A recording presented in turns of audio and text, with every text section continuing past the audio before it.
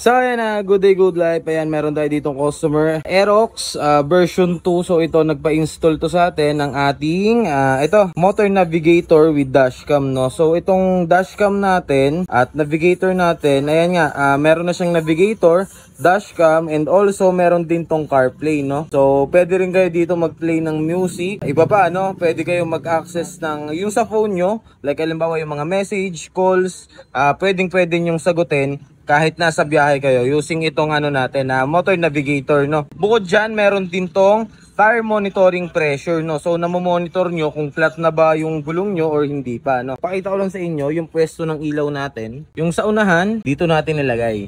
At yung sa may bandang likod naman, ayan, dito natin siya nilagay, oh. Yan. So ito yung pinaka screen nya. Bali 5 inch to, no mga paps. 5 inch yung ating screen. So kino-connect to dun sa phone ng user, no, sa phone ng may-ari ng motor para ma-access natin yung ating iba't ibang features nitong dashcam, no, or motor navigator. So ayan, makikita natin meron tayo ditong Bluetooth. Ayan, meron tayo dito navigator, CarPlay. At unahin na muna natin, ito yung camera niya, oh. Makikita nyo, malinaw talaga siya, oh. Ayan, malinaw yung harap. Ayan. At ito naman yung likod niya. Malinaw pa rin. Talagang kitang-kita nyo. Kahit gabi, malinaw din to. Maganda to. Investment din to. Kasi hindi rin natin masasabi yung pwedeng mangyari sa daan. No? So ito, maganda nito. Meron tayong resibo or ebidensya. Ano't ano man ang mangyari. Audio, no? So lahat ng mga recorded na clips dito, may kasama rin siyang audio. Kasi meron tong built-in na microphone. Ayan, so after nyan, check natin yung tire monitoring pressure, no. So ayan, ayan yung namomonitor nyo yung hangin sa gulong, no.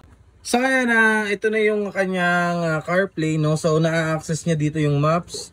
Kung ano mang merong sa phone niya, na-access din dito. Pwede ring sound trip din dito habang nasa biyahe. Meron niyang Spotify, ayan, mga ibang application pa, no. So check natin.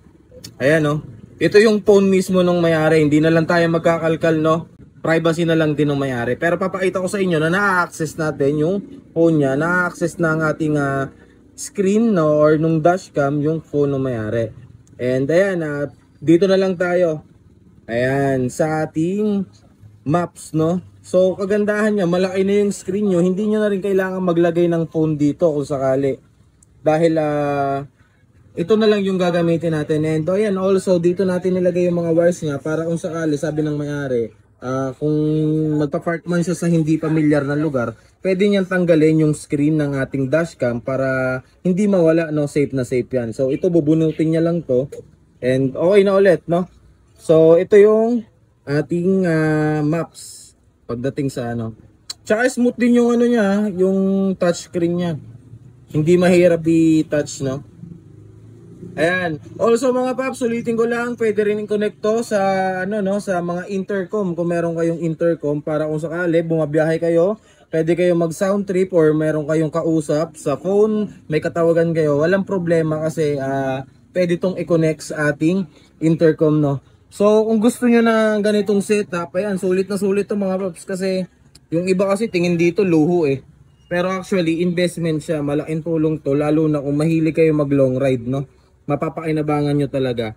Kaya kung gusto nyo ng ganitong klase ng setup, alam nyo na kung saan kayo pupunta. Dito lang yan sa Pops Fly Install. Dahil sa Pops Fly Install, lalagang Pops ka. Peace out.